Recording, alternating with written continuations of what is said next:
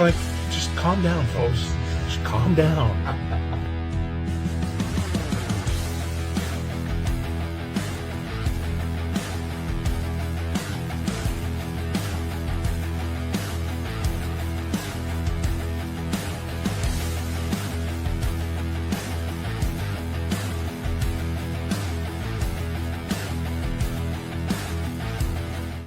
Welcome in to the Best Boys Center Ice Podcasts 2025 Stanley Cup playoff wrap-up show.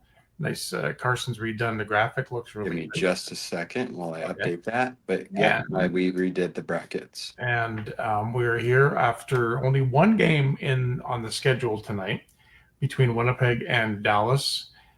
Some of those shots you saw in the video were from the place that the game was at tonight. And we're going to get into the game in just a minute. But first, we want to say that you can get the Best Boys Center Ice podcast YouTube channel.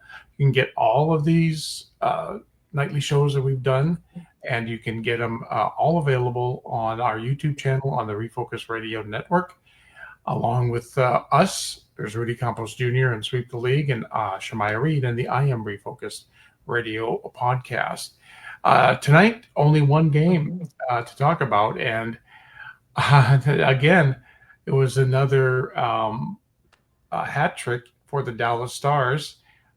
This time, Granlund got the hat trick, leading the Dallas Stars to a 3-1 victory over the Winnipeg Jets and giving Connor Hellebuyck, if I'm not mistaken, his 5th road loss of in a row. The playoffs. He has not won a game on the road. The Jets haven't won a road game in their last 9 road games. And going back to regular season, they haven't won their last 9 road games. They just were outplayed. Otter. He did unbelievable. He had some saves that were just incredible. And again, it's like you got to wonder if you're the Winnipeg Jets, what happened? What's happening with your Vezina Trophy finalists, Hart Trophy finalists? What's happening to him? And really, I don't think he played awful tonight, but I mean, I think you'd for sure want that first goal back. I mean, credit to Granlund. That was a great shot there on that play. But that's a play that I feel like at least 80% of the time that an NHL goalie will stop. Yeah. And it just didn't work that way. He ripped it right by him. Basically, it was a one-on-one, and he shot it from, the shot board will tell us exactly where, right above the dots. Yeah. And just, I mean, credit to him, great shot, but that's one you want to have back. Then the Jets, as you see on the scoring summary, Nikolai Ehlers tied the game in the second, right at the beginning, first minute or so. Just a little over a minute in. Third goal of the playoffs for him, and then Granlund, like we said, he had a hattie, so he broke the tie later in the second period on a 2-on-1, courtesy of a pass from Rantanen, who now has his 10th assist to the playoffs. And then in third period, Dallas gets a double minor power play as Roope Hintz got high sticked, I believe by Logan Stanley, and because of that, Dallas gets a 4-minute double minor. Really don't do much in the first half of it, and then it's winding down to the last 10 seconds or so, and Matt Duchene right before that hit the post, I believe, or crossbar, and then they regroup. Miro Heiskanen gets the puck and passes it to Mikael Granlund, who gets the hat trick. Heiskanen gets his first point of the playoffs in his first game back. That was a big story of this game, is that Heiskanen made his long-awaited return, as he hasn't played an NHL game in what feels like probably 3 months probably since that cheap play from Mark Stone in that game against Vegas earlier. But he gets back on. He starts right back where he was, and Granlund gets his hat trick, his second or third hat trick of the playoffs for the Dallas Stars already, and 2 of them by Rant and this one by Granlund. You're in trouble if you're Winnipeg right now, because they, for the most part, except for game 2, they have been outplayed. Not just because of the score, but you look at the game. Sometimes the games work out where the winning team doesn't outplay the other team. But Dallas has outplayed them. And right from the jump, they just look to be in control. The Jets seem kind of stumped. They really don't know. They're not able to break through Dallas's defense, and they look tired. They look like they gave everything they had in that St. Louis series to win that series the way they did. and it just seems like for the most part they ran out of gas Yeah. in this series. So, I agree with you from what you said last night.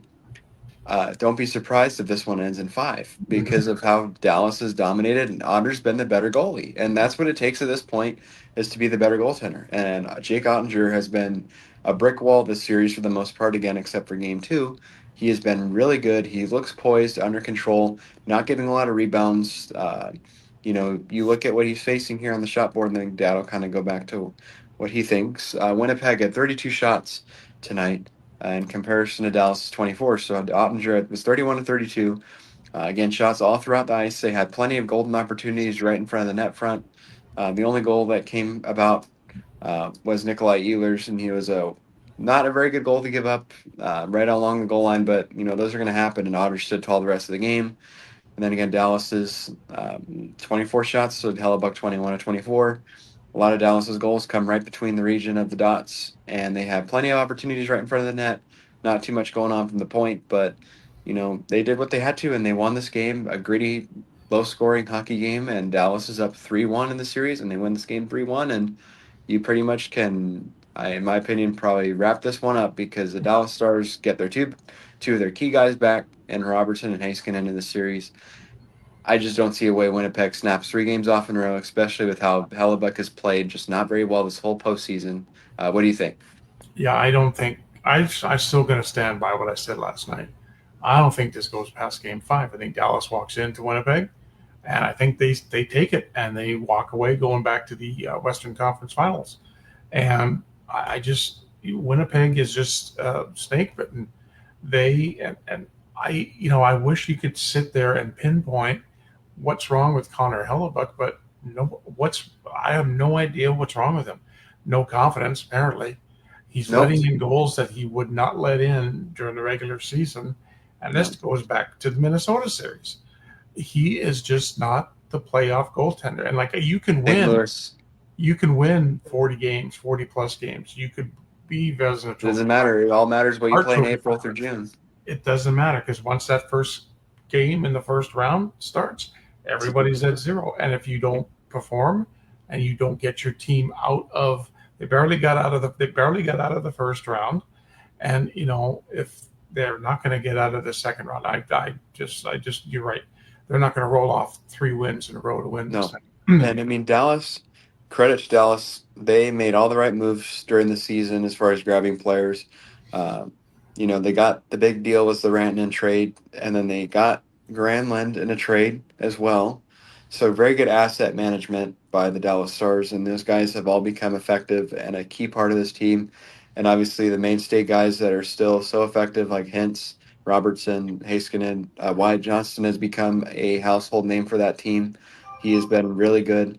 And you know what? It's been nice for the Stars to have those guys to take the load because their longtime core guys like Sagan and Ben don't have to play as much anymore to Yeah, still be effective and allow the new generation of the Dallas Stars to take over and lead them to honestly what I feel like is probably.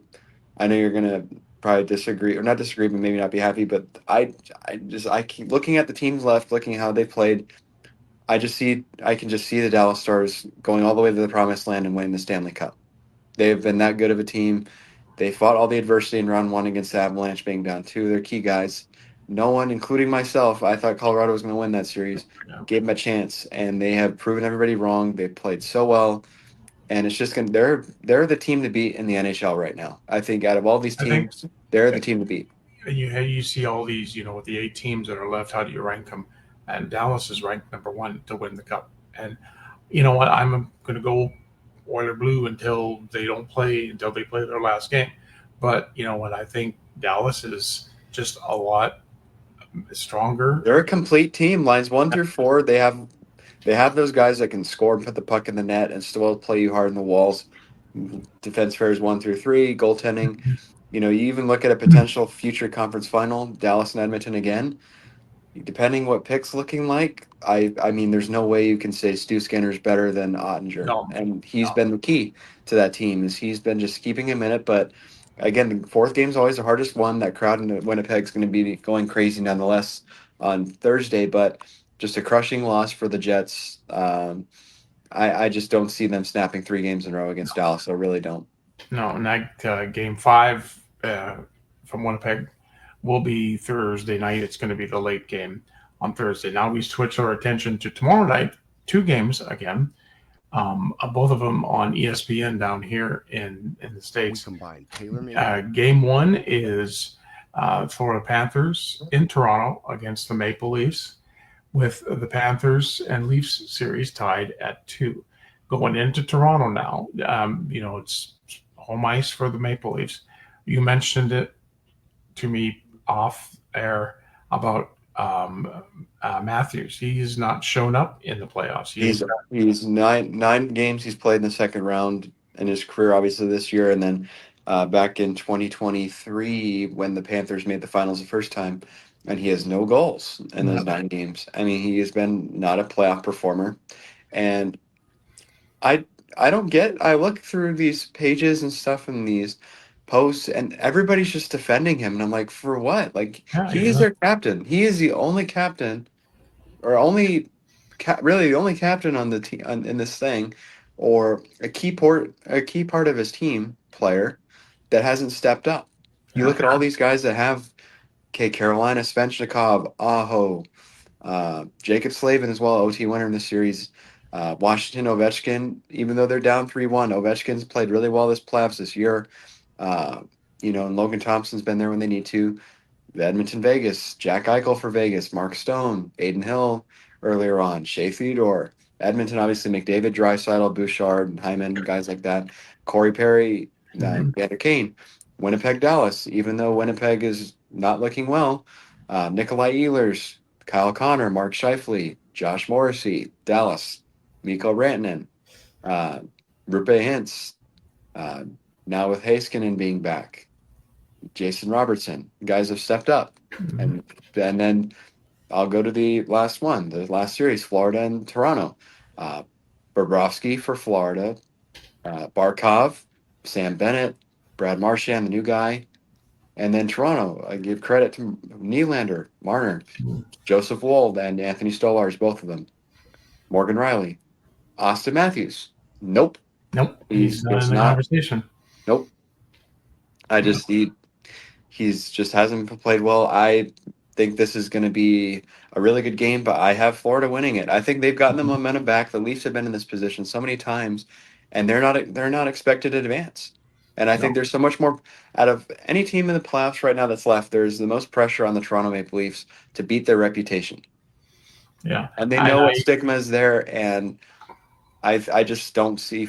I just see Florida doesn't have any pressure on them, even though they're the defending champions. They don't have any pressure on them because Toronto has all the pressure to win. And I think Florida's going to go in and make a statement performance. Bob's found his game. He had a shutout last game.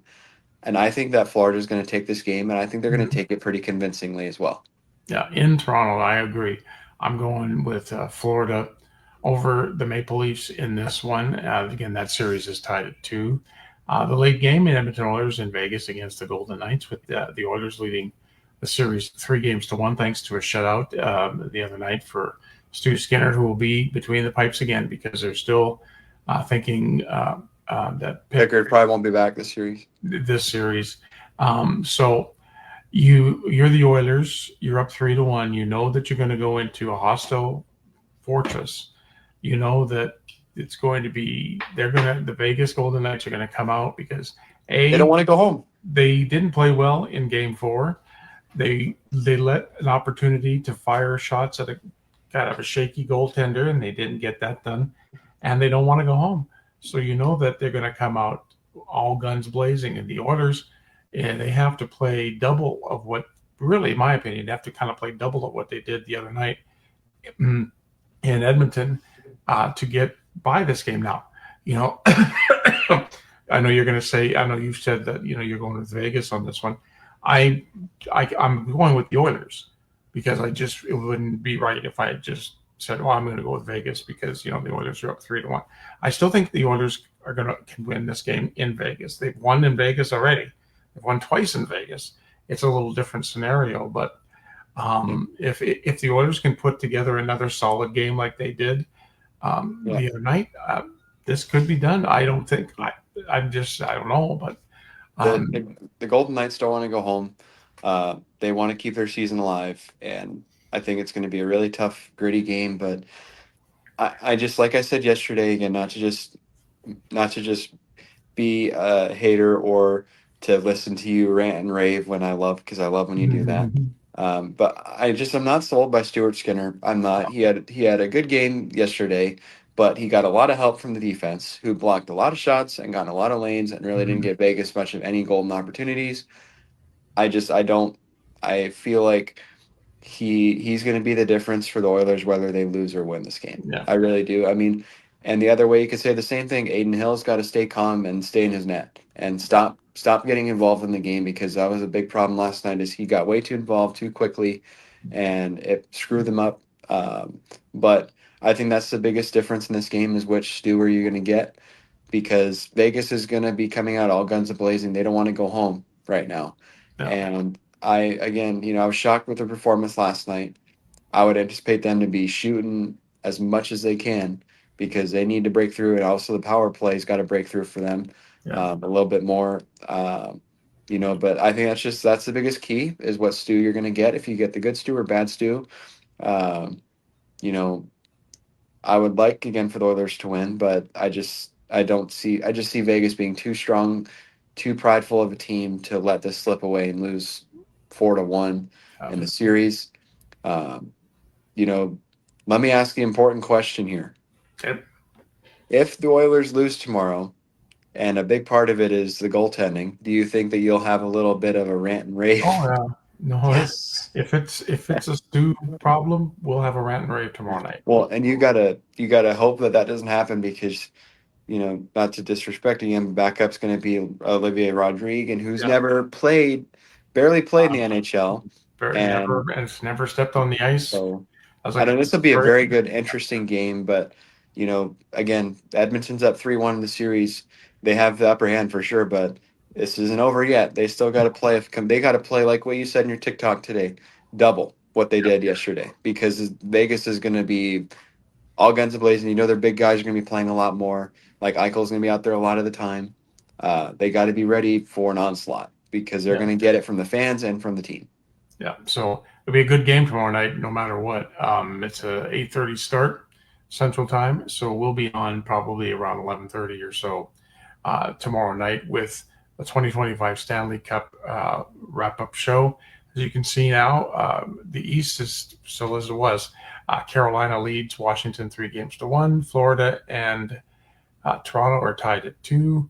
West now, Dallas has a 3-1 lead on Winnipeg, and the Oilers lead the Vegas Golden Knights 3-1. Again, we'll be on tomorrow right after, probably within a half hour of the Oilers Golden Knights game being done. So you can join us on Facebook Live. This will be, we'll repost it on Facebook. It'll be available tomorrow on the Best Boys Center Ice podcast YouTube channel on the Refocused Radio Network. That'll be available tomorrow, as well as being on Spreaker. And it's just, tonight's game, it was just a great win for Dallas tonight. That kind of a statement game, and we'll see what happens there Thursday, and we'll let you know what happens with the two games that happen tomorrow here on the Best Boys 2025 Center.